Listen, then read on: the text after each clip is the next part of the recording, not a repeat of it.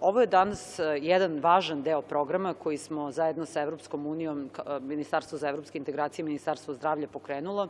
a u stvari o čemu se radi? Imali smo neka sredstva koje je koristilo Ministarstvo za evropske integracije za razne vrste projekata, kao i Ministarstvo zdravlja, i mi smo videli da tu imamo nekih ušteda i nekih sredstava koje na kraju krajeva nisu još stigle na realizaciju i smatrali smo da je vrlo važno u trenutku pandemije da sav raspoloživi novac preusmerimo u stvari na ono što je potreba zdravstvenog sistema i pre svega potreba građana širom Srbije. U tom smislu sa raznih programa čiji su finansijeri Evropska unija i koje je koristilo Ministarstvo za evropske integracije i lokalne samouprave, mi smo zaista uspeli da 3,2 miliona evra prenamenimo i opredelimo za potrebe medicinske opreme. Pre svega ovo što smo danas imali, što je vrlo važno, 20 ambulantnih vozila širom Srbije koja će biti raspoređene, ali iz tog novca od 3,2 miliona evra mi smo i dodatne stvari, da kažem, pokrenuli, neke su već realizovane, neke su u fazi realizacije. Pre svega nabavljali smo i frižidere za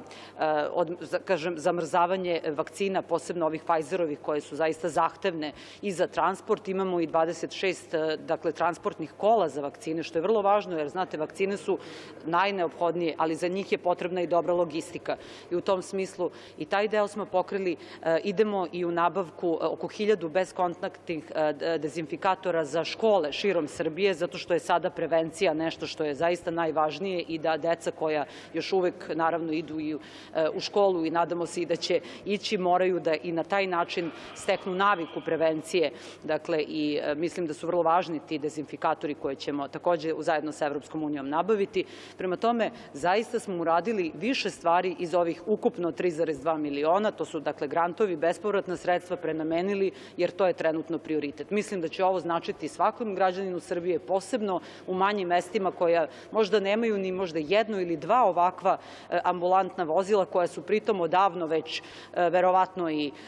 ajde da kažem, nisu više ni nova, ni dobro opremljena. Ovo je nešto što će sigurno značiti posebno manjim opštinama u Srbiji, jer to znači i život za građane koji, nažalost, ako obole od kovida, zaista ovo su bukvalno kao mini bolnica, u stvari, koja znači da prevoz pacijenata će moći da bude takav da će zaista garantovati i neku vrstu zdravstvene bezbednosti našim ljudima.